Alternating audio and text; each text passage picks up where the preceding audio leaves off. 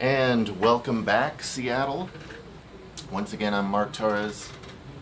I am the Operations Director and Senior Producer here at the Pacifica Radio Archives, and this is Edgar Toledo, Production Coordinator.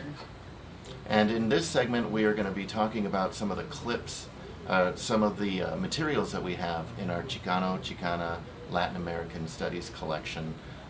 Once again, right here, Edgar worked really hard over the past couple of years to put together an amazing collection of our Chicano, Chicana, Latin American history. Who do we have here in our collection? There's many names, including Cesar, Chavez, Reies, Tijerina, Corky, Gonzalez, audio from the Chicano Moratorium, Dolores, Huerta, Elizabeth, Betita, Martinez, Gloria Ansalud, I say? Gloria Ansaldúa. Dua, yeah. We have one of the last recordings that she made before she passed away way prematurely. And we have also like a 1968 Luis Valdez recording, and various other subject matters, including like from the Mayan, poetry, and so.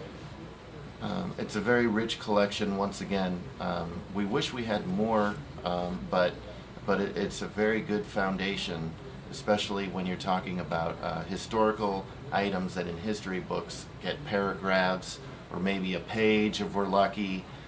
We get these activists, writers, poets, feminists. We get all of these people in their own voices, in many cases for up to an hour for each recording. And to get a copy of this, you can send us an email or call us. It's 1-800-735-0230. My email is etoledo or etoledo, pra@gmail.com. Okay, we're going to play this quick little clip. This is Elizabeth Betita Martinez, from the author of 500 Years of Chicano History and 500 Years of Chicana History. Since this is the NACCS conference, it's the case that many of us know what a Chicano is, but there's a lot of people who pass through our classrooms and pass by us that don't know. So we have Elizabeth Betita Martinez defining what a Chicano is, and I'd be interested in knowing what you think of her definition. For most people, I think the term means people of Mexican descent, but born in the United States or grown up, spent most of their lives in the United States, and they're usually citizens. The word, however, has a deeper meaning than that. It's really a political meaning. And it's sort of as though people went from being called Negro to calling themselves Black, to calling themselves Afro-Americans, to calling themselves African-Americans. There's another example of changing self-definition and terminology.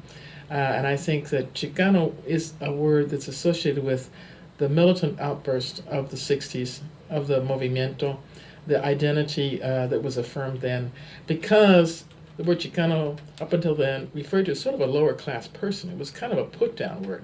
So it's sort of one of those in-your-face things, sort of saying, okay, you want to put us down? Well, we're going to take that name and call ourselves that name, but proudly.